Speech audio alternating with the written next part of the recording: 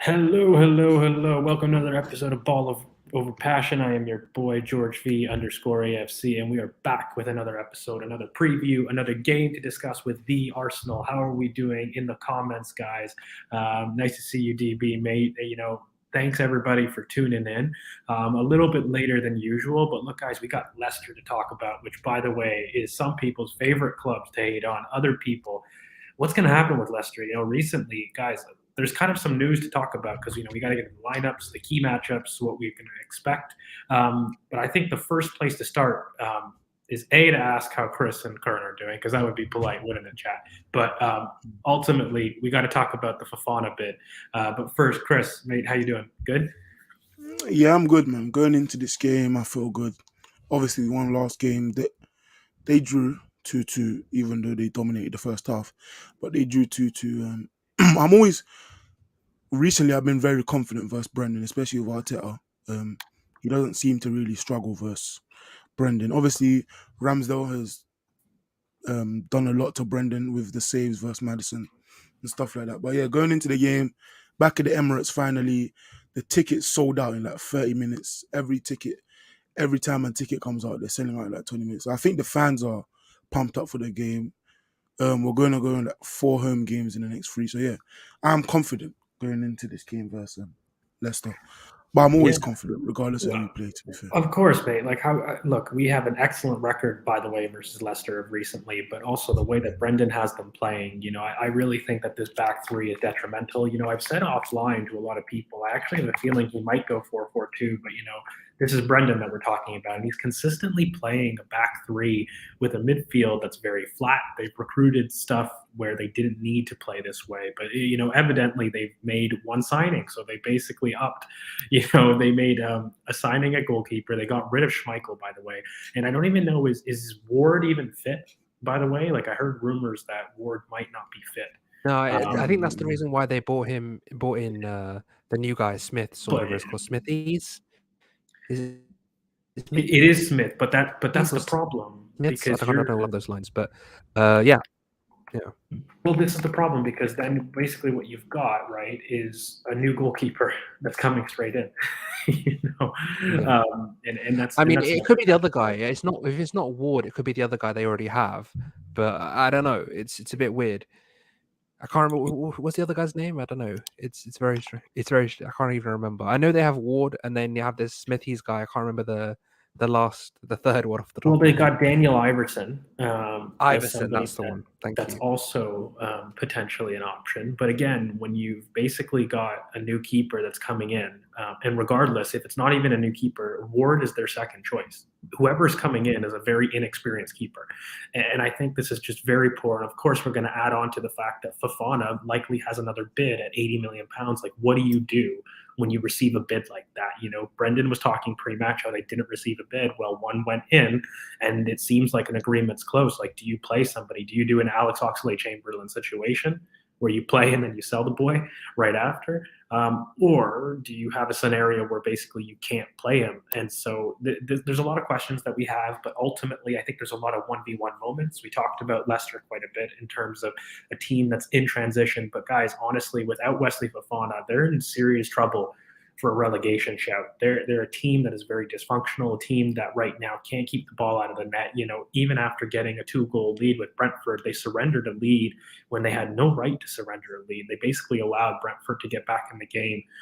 Meanwhile, Josh De Silva had a really good game, to be fair. But I mean, it's just the way that they allow teams to gain control again is something that's really crazy. So I wanted to go to Chris first, mate. What do you make of essentially the Wesley Fofana news, and how big of an impact could it be if, say, he doesn't start? Because I'm going to be honest with you, I told you a score prediction. If Wesley Fofana is definitely not there, it changes it by almost a 2-goal margin for me. It's that drastic of a change. But I'll ask you, what do you make of the Wesley Fofana bid and the likelihood of him being there? Yeah, it's 80 mil bid from Chelsea. Big bid. They've been pursuing him for a very long time. Yeah, they've been pursuing him for a very long time. It will be weird if he doesn't start. Who will start? Probably Vestergaard, but he hasn't been good at all since he went to Leicester. And then we saw how their progression was without him, without Fofana last season, and they Mm. struggled. Obviously, he came in at the end and they improved a bit, but without him, I think they struggle a lot more indoors. They lose recovery pace, regardless of who they bring back in. They're going to lose pace in behind. Vestergaard, whoever it is, they're going to lose pace. And then, if they lose him the whole season, if Vestergaard continues to play the way he did when Fofana was injured last year, I think they're going to Well, when you think about get it, right, mate, close to Pereira's out. relegation. Pereira's out with a major injury, and he's not going to be Yeah, available. And so when you start Barnes looking is at their injured. team, Barnes is injured as well. It's not looking good, Chris. And for me, I think it could be a blowout. I already felt as though that we came in with a lot of momentum. We came into the team very confident. And when you play against Leicester, there's going to be tons of gaps in the middle of the park because ultimately they're a team that have an off the ball structure that isn't great for their midfield. It's It's too basically reliant on the Madison and Vardy. and And Vardy. Vardy's too old. Vardy's too old. He's not the same Vardy, and really it's Madison who's a one-man press, who, by the way, if you guys remember the first half against Leicester, we did so well against them that he had to change. He went from a 4 at the back to a 3 at the back because Madison was basically a one-man pressing team, and they just got fed up. And, Brendan had to change at halftime. It was probably one of our most dominant first-half performances last season, and I have a feeling that it's going to be even worse when you lose a player like Harvey Barnes to them, which is one of their major outlets. I don't think they have a person with the same ball retention on that left without him. And so it's going to be, once again, Madison off the ball, but also on the ball. All the onus is going to be on him to really provide something. And we know that that's not enough for them. And then you take out Wesley Fofana. That's a serious injury, not injury, but serious component of their back line. And like you said, mate, I think Vestergaard's the only replacement because when you look through their squad, right, I don't really think you can put Luke Thomas in the back. Ryan Bertrand every time. Oh my goodness, it's just it doesn't do well for reading. And then you look at Kaglar Soyuncu, who, by the way, is probably one of the most error-ridden center backs in build-up. It is and you actually can't trust him. Yeah, you can't trust him to run the progression that they tried to last year. Yeah, and I think Lucas made and not just Ndidi and Amarte. I think Kaglar Soyuncu is going to be the key target of any press that we do. With a 3 at the back system, you're basically looking at because Kaglar I think is going to play, right? Because without Fofana, they've got Johnny Evans and Daniel Amarte, right? So I think they're going to move Amarte right, and they'll have to put honestly Soyuncu. think? Sorry to cut you off, but do you honestly think Fofana gets dropped? Because Brendan said no bids came in. So if he drops him, then it's essentially admitting a bid came in. Well, I think you have to when you get a bid that level, Chris. For me, when you get a bid of above 80. 50 million pounds, 80 is world record fee for centre back.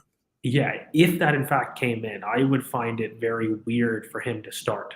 Right, even if it's something that you wanted to haggle more on, and there were still negotiations, you wouldn't play an 80 million pound bid weeks before, or not even weeks now. It's days before a bid that could be accepted. So I think for me, that's the rough spot that I have. And then it's who do you put? And if they put Soyuncu at left center back, they got to move Daniel Amarte out to the right center back, which again causes issues because that's the side where Tielemans is going to start for them. And I think looking at a trio of basically Daniel Amarte, Johnny Evans, and Yuri Tielemans with Castagna high and wide, that's going to be a beautiful time for you to attack in between the third center back and the full back areas. And again, there's going to be gaps all along there. The out-to-in runs that are going to be open for both Gabriel Martinelli and Bukayo Saka are going to be massive. And so I think while Ndidi is definitely somebody that's strong defensively, he's so poor on the ball that I think it's going to be a long day for them to even progress. In terms of Fofana, that's probably a good question I can maybe throw over to you, Chris. For you, is Fofana worth the world record bid of 80 million pounds? Maybe let's make it more interesting at his ceiling. I think everybody can agree at this point in time, young center backs are going to be overinflated.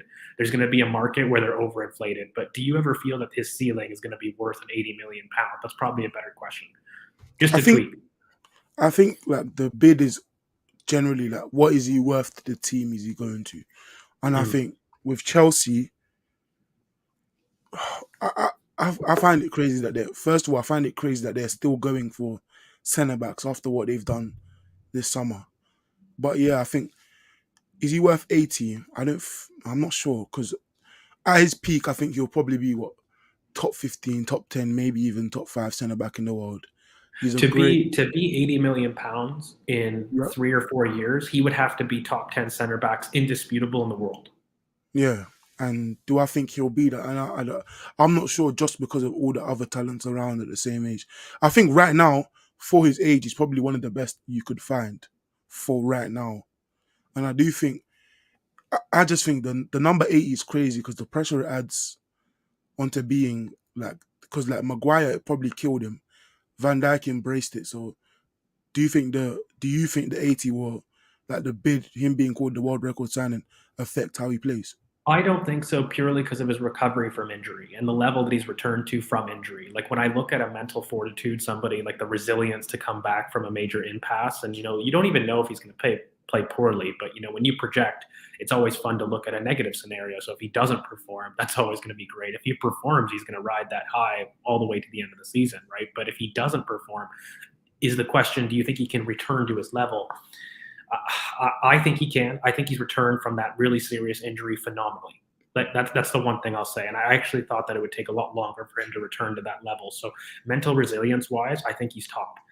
In terms of potential and what he can do on the ball and off the ball, I think he is somebody that is that recovery space defender. He's basically a creme de la creme Maxence Lacroix. Anybody who has seen Lacroix kind of in the Bundesliga, and everybody knows that me and Chris are big fans of the boy. But I think Wesley Fofana is of a similar profile. He's basically that Ramos type, that sweeper type player. He's gonna need somebody else that will provide the stopper. But I think for me, he's definitely somebody that pairs well with somebody that does a little bit more tackling next to him, because I feel he starts moves and he can clean up moves coming down. Do I think he's 80 million pounds? No. I think no center back that I'm going to buy on the market, though, is going to be fair value. So I find it difficult to justify that. But in terms of 80 million pounds in the future, when he's all grown up and development wise, I do think he's going to be worth that. But I also think the value of a top center back is going to be even 20 to 30% more. Like they're going to crack 100 million pounds. For example, if I'm comparing William Saliba with Wesley Fofana, which is going to be a comparison that everybody will do. I mean, I believe William Saliba not only has a higher ceiling, but he has proven it in terms of development to have a higher ceiling and been rated higher. So if by logic, we've got a statement at 80 million pounds with Fofana, you're looking at 100 million plus pounds for William Saliba, if you even decide to sell him, which by the way, we would never do. But I'm just thinking market value wise, Saliba is definitely in that category. So I think Wesley Fofana, where I put him at least, is he's not going to be for me an elite center back, in the sense that I don't think he's going to be top 3 at his position, but I definitely think he'll be between top 5 to top 10 center backs in the world. I do. I think he's very, very good. I think potentially even world class. So for me, I have a world class at an elite level kind of projection, and I think he's just under that level of absolutely elite. I wouldn't put him in that elite category, but I would put him at world class. I think that boy is going to develop very, very well, and he's going to be dependable. Look, it's another logic to question Chelsea's overall recruitment, by the way. Does Thomas Tuchel need another center back? Like, those are separate questions, but I think just on Wesley's actual talent level, he's one of the top players in his age group. He just is. And, I think he'll get better with age as well. But Kern, I wanted to go to you as well, mate. Like, for this, is he worth the 80 million pounds? But more so, will he be worth it? Because I think we can all agree it's inflated. It's inflated, of course. And the main thing for me is I feel like this is his first full season back in terms of, it is the first full season back from his injury. I mean, he's had a long layoff, and to drop that kind of money on after such a serious injury, it feels risky to me personally. I don't feel like, especially with the injury he had, I feel like it is a risk for sure. Is it worth it? He's an extremely good centre back. Let's not get it twisted. He's a very, very good centre back. He's quick. He's good in duels. He's good at taking the ball forward. He has all the correct attributes to be a top 10, if not top 5 centre back in the world. The question is how does he recover? And for 80 million pounds, you need a sure bet. You need something that I know will come in and raise the level of my defense from day one. Which I think he does. If you were to look at that Chelsea squad, he absolutely meets those requirements. No, but the issue for me, in their system. But the issue for me is quite clear. I feel like it's very poor squad management for me to loan Levi out and then go and spend 80 million on Colwill when you're playing J5 and Kovacic next to each other in midfield, it doesn't make much sense personally. I'm sure. I mean, Bolly's having a career mode window here. He's doing Frankie and all these type of Alba as well with the wages, etc.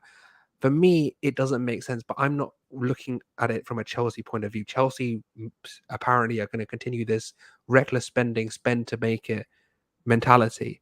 So from a Chelsea point of view, it probably is worth 80 million.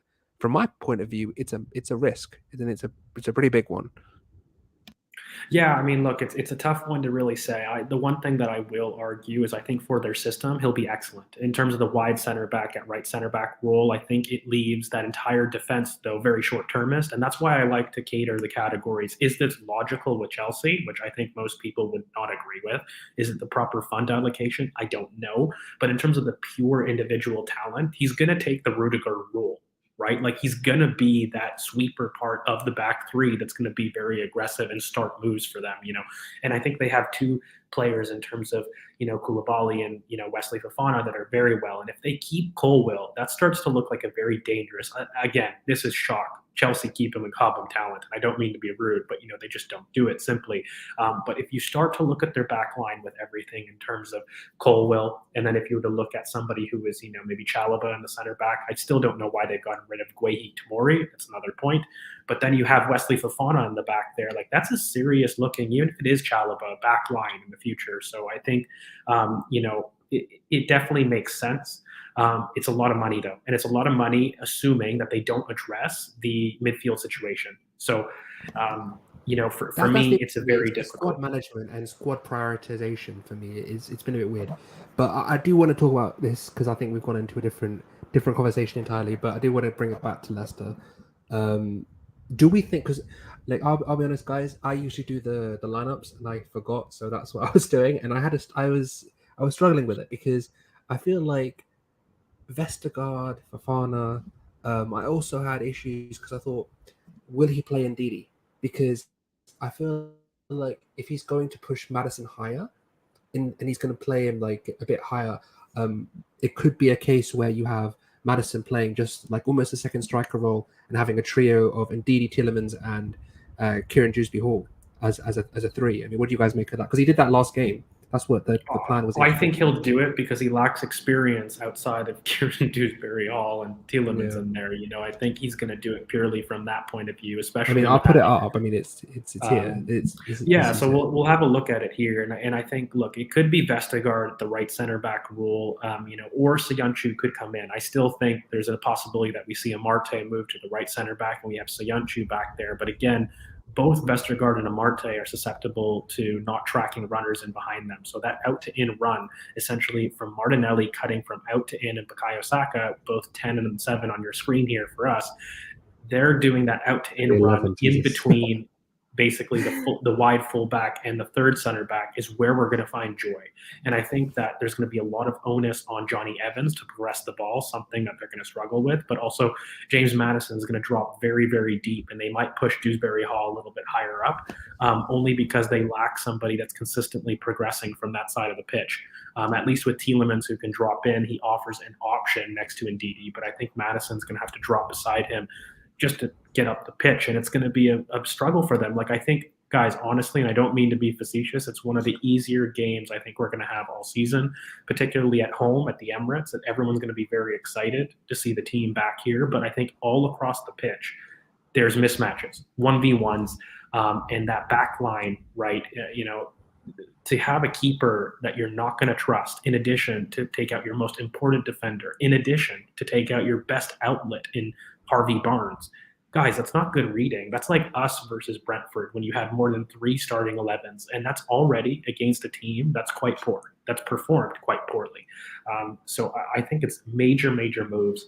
I don't see it quite well. And if Wesley Fofana doesn't, play, and I was confident about it, I would say a pretty ridiculous score line, and I think they would do well to keep the score down low. But I'll go to. I wanted to ask you that quickly, and I'll ask Chris as well. I've put us no changes. I don't think we do any changes. I think we'll see changes, late on, and maybe even a Fabio Vieira debut later on. But I wanted to ask you guys, what do you think our game management strategy will be? Do you think we have any changes in the starting lineup? And do you think we'll have any difference with Fabio coming in, who can literally play 5-6 positions on the pitch? No. I think Fabio Vieira is well off an introduction to first team football, because I think what people don't understand, it's not about fitness, it's about tactical acclimatation. That's one of his weaknesses. This is a boy coming from Porto, and it's a boy I know quite well, but that's all he's known. And to expect after 2 training sessions, because again he hasn't been fit to even feature for the squad, I think is ambitious. He's going to need at least 2 weeks, just to get acclimated to kind of the squad, the tactics, and a JDP system, by the way, that he's a very intelligent footballer, but he's too far away. I know everyone's excited right now because we're excited about the potential, but I can't see him coming in. People that I do see coming in, though, by the way, is Tomiyasu is probably the farthest along of the returning injuries, but Kieran Tierney is probably the one debate that I'm going to have that I feel as though deserves a spot to come back in. Looks so bright, and in pre-match Mikel was saying he's in perfect condition. When's the last time that Kieran Tierney's been in perfect condition? Some would argue our 1920 season. So I think for me, having Kieran Tierney back, and especially, by the way, I might add, against a team that lacks running power, this is going to be phenomenal. I mean, you could absolutely slot Zinchenko in, and there's no issues about that. But for me, Kieran Tierney playing to kind of add on that post Zinchenko sub would be really, really nice. And then you can give Zinchenko another 20 minutes because, again, I've said it last stream, Zinchenko is a player that starts slow. He starts the season quite slow. He takes a while to cook. So for me, I think it's something that we can share minutes that will help both Tierney as he comes back from injury, but also Zinchenko in getting up fitness. I think this is where we can kind of play a little bit. And for me, I would prefer having Kieran Tierney in the wide channel taking on Castagna, and allowing Martinelli to go inside a little bit more. Again, I'm just going to pop up this infograph to show everybody where the space is going to be. But again, that space behind Vestergaard to Evans, and as well as Castagna to Vestergaard, or opposite wide, in terms of James Justin to Amarte or Amarte to Evans, like that's the space that we really need to target. And so for me, encouraging our wingers who are excellent in terms of their out-to-in runs, getting as close to goal as possible, but in behind that massive space between the wing back and the third center back is going to be key to basically having an excellent day at the office. And so what, really facilitates that move is making sure that your wide lanes are occupied by your Kieran Tierney and getting, Bukayo Saka inside. So for me, that's the biggest change that I'd like to see in this specific game, and why I think, Zinchenko can start on the bench. And if we wanted to ever control things and do everything seems to be this possession control of recent, you can put on players that, promote that a little bit more when the game is nicely won.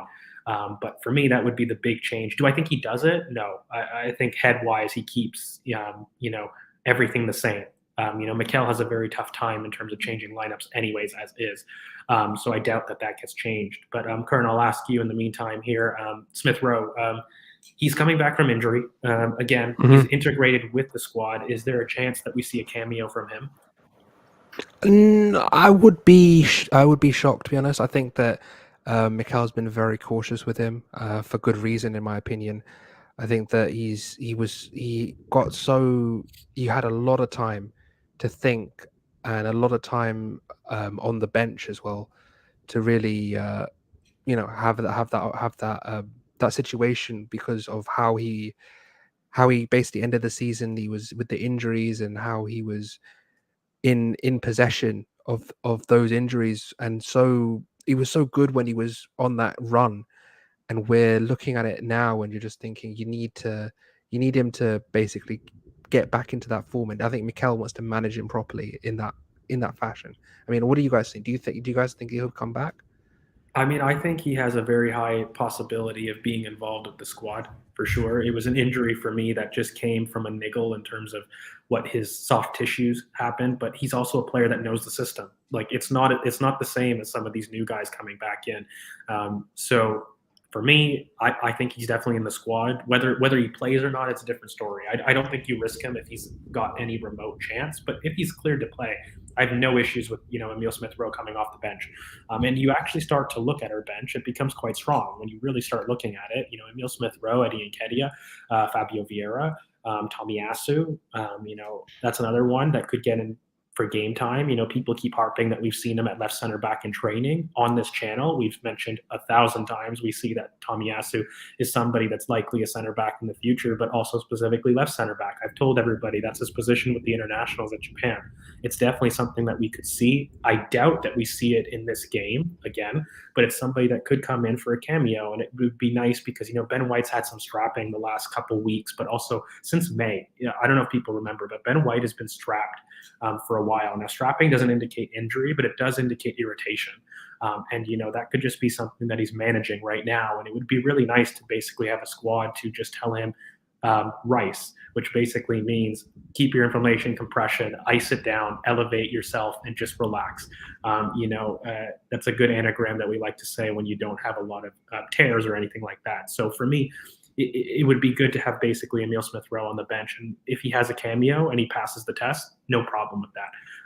But if we need to keep him, kind of cooking and boiling, no problem with that either. But I'll also ask Chris as well, mate, like, what do you make of kind of these injuries returning? And would you feel as though that Kieran Tierney deserves a shout for starting over Zinchenko, or are you in favor of Zinchenko starting? Obviously, I'd prefer Tierney to start, but I feel like this is one of the biggest games that we can afford for Tierney not to start. Like, I don't think the team will rush him in if needs be, and I think that's the benefit of having Zinchenko. I do think that the threats that Leicester pose aren't necessarily to the deficiency of Zinchenko. Obviously, they don't have a big 1v1 threat on the right wing, which is Zinchenko's probably biggest issue. And therefore, I don't think that he does need to start. But if he's fully fit, I'd start him just because I feel like 1v1 both ways, he'll cause us bigger issues. And he'll just give more numbers in behind, on and off the ball as a threat, and just in the box, like cause havoc with crosses. So yeah, I do think I'd prefer Tierney to start, but if he's not fully fit, there's no need to risk it. That's what I think. No, absolutely. And look, we saw the Marquinhos again on this channel. I'll keep it tight because I doubt that we see him, but he is a boy that I keep telling everybody, please consider, because he's physically ready, and a lot of people seem to want to question that. What I've noticed online, guys, is the biggest thing is physical stature gets compared to whether or not you're ready to compete in the league. And I find that a little bit ridiculous. We'll have to have maybe a conversation talking about athletic aggression and what do we look at from an adaptability standpoint, because Marquinhos is a boy that I've said is physically ready, and people have told me, well, he's so small, there's no way. I think that's very different. It's not how you evaluate players in terms of their readiness for men's football. A lot of it is dependent on the ability to ride challenges. Are they explosive over the first 5 yards? Are they smart enough to recognize spaces in the back? Like, these are traits that you highlight a lot more than just stature. And by the way, Fabio Vieira has this critique quite a bit. But yeah, go ahead, Chris. You want to... Xhaka said the same thing, though, the exact same thing as you, that people will be surprised to see him. Like, the same thing you saw with Martinelli, where he's a lot more ready, a lot more sharp, a lot more combative than they thought they would be, despite them coming from Brazil, where it's generally seen as like being techie but kind of weak, even though they're gritty. He was still very ready. And obviously his goals, me and you were talking about earlier, is the out to in runs in between the fullback and the centre back, and 2 good back post headers. Obviously these ones. Those exact runs that kill Leicester. They killed the teams like Leicester, West Ham. I think he would do very well and surprise a lot of people. Obviously, 5 GA in 2 games. No, it's really promising, right? But I kind of wanted to ask both of you, because this actually brings up a really good point, and then we'll get into predictions really quick because I don't want to get this too long. But guys, again, I think the reason in attacking this space, we kind of said it, but here's the visual, and I'll just walk people through again, and we can ask people for their points on 1v1 battles. But for me, again, attacking that space between the wing back and the third center back is going to be super important. But the only way to get Martinelli in that inside channel like that, by the way, is to have your left back as the widest in that channel. And so that would mean, whether it's Zinchenko or Kieran, to be the widest outlet. And for me, Kieran Tierney is a far better outlet in the widest channel, especially in the final third, for that role. If you want to have an inverted left back or a left back in midfield, Zinchenko is a profile that you would select over Kieran Tierney in that aspect. But here, if we want to put our forwards as close to each other as possible, close to Jesus, which, by the way, Look at 9. I think he's going to be very important in terms of dragging Johnny Evans wide. He's going to make that run from central out, and it's going to be very important. We saw during Brighton last year when Lacazette didn't drag the center backs into the space behind the third center back there. And that movement is going to be so key. I would encourage everyone to watch Jesus. He's going to be the most important player for me for pulling people wide to allow that out to in run that you're seeing on the screen right now happen. But again, in order to facilitate that, I think we need to see more instances where on the right, maybe it's Odegaard, who is in the widest channels most likely, or Ben White. But we need to see that rotation so that we get Saka inside. And then on the left, I would prefer a Kieran Tierney profile widest so that we can get Martinelli inside. But I wanted to go to you two so you can have your thoughts on your favorite 1v1 battle, and then we'll get into the predictions. So I'll go to Curran first. What's your favorite 1v1 battle and look forward to in this match? I mean, it's hard not to be petty, isn't it? It's pretty hard not to be very petty, and it's going to be Odegaard versus James Maddison, because I think we're all pretty vocal on this channel about how I would prefer James Maddison. I think that he would have been the better fit. I want to see what he does. I want to see Odegaard. It's a sunny day. I'm going to be there personally. It's a sunny day. It's 3 p.m. This is your time to shine, boy. Let's go get something done. So I want to see it. I want to see Odegaard run this game and run how. And obviously, Xhaka versus Tielemans is another good one. That's a very good point.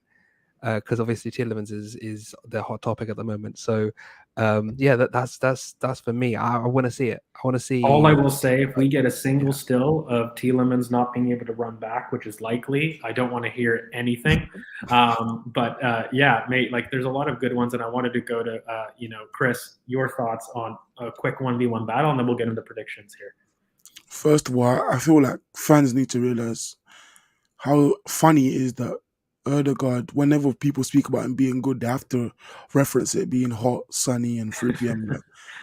That's a big issue. Obviously, it's going to be 30 degrees, so it's optimal for him to perform. Do you think if it gets too hot, Chris, his superpowers get enlightened? Where it's going to go up to 33 degrees. So but that's what I mean. Maybe it's temperature dependent, and the quality is just Icarus type. Icarus type, too close to the sun type thing. I do think him occupying players, because Jesus naturally will be outnumbered 3 versus 1.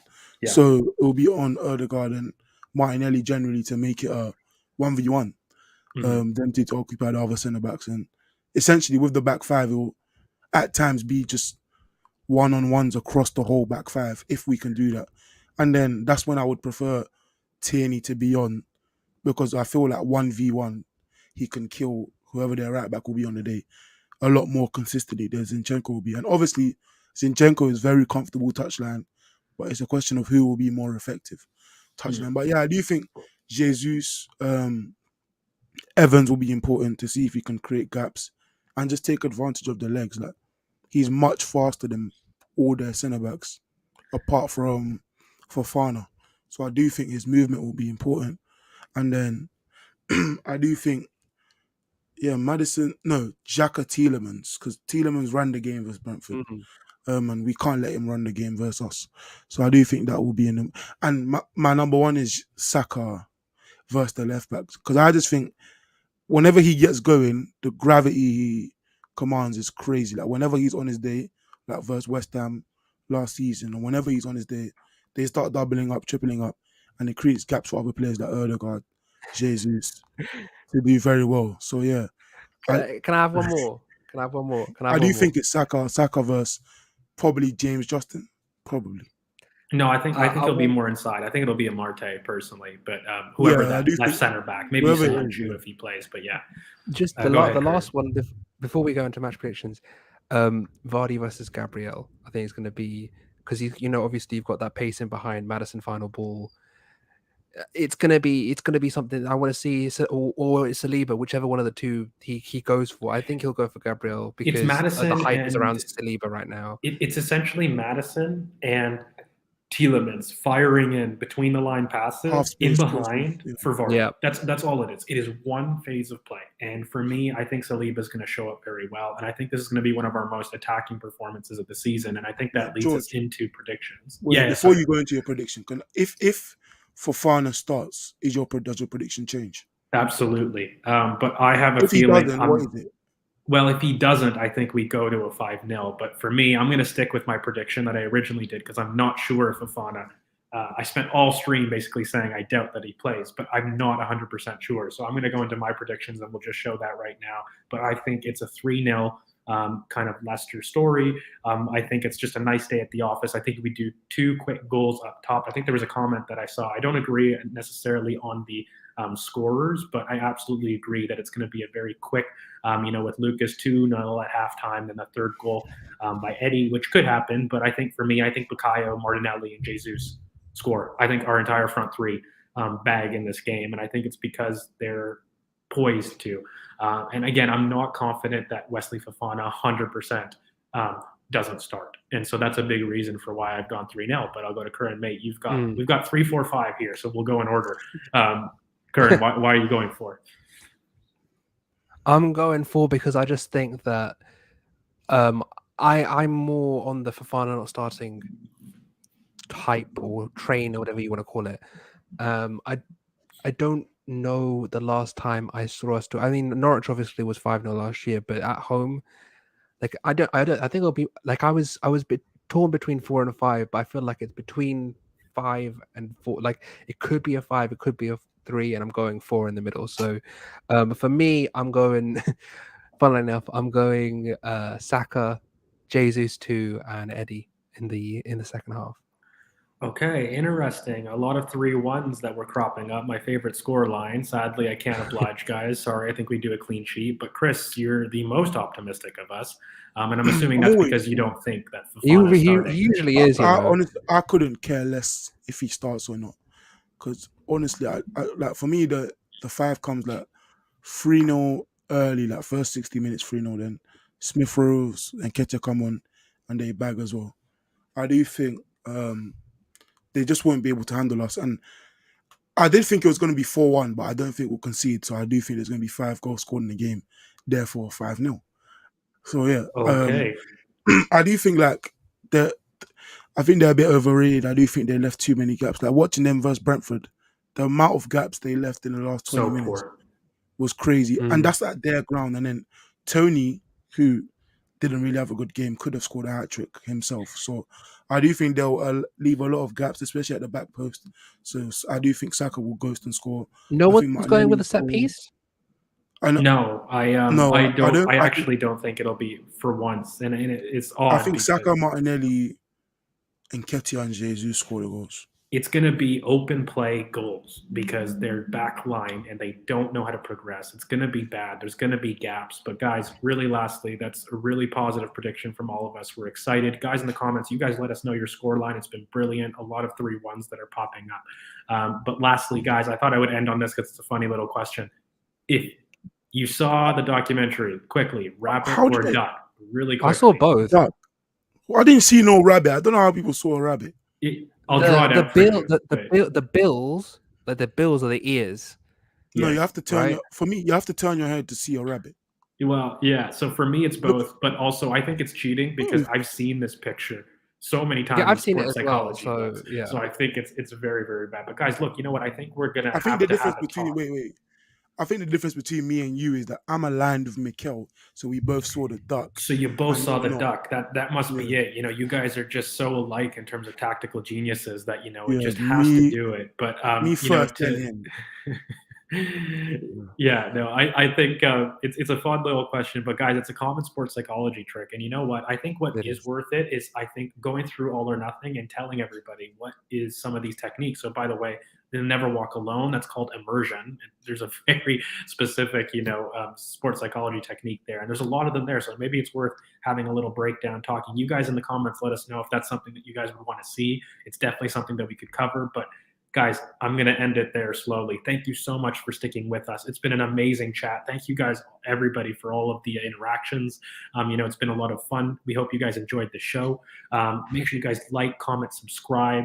You hit the bell for notifications to know when we do, in fact, upload. In terms of all of the boys' socials, you can find me at GeorgeV_AFC. Chris, you can find him at CKFTBL. That's at CK Football. Of course, Curran, you can find him at CurranBOP. But the boys, the pod, you can find them at BOP Footy on Twitter, or Ball Over Passion on YouTube. Thanks so much, everybody, for joining us.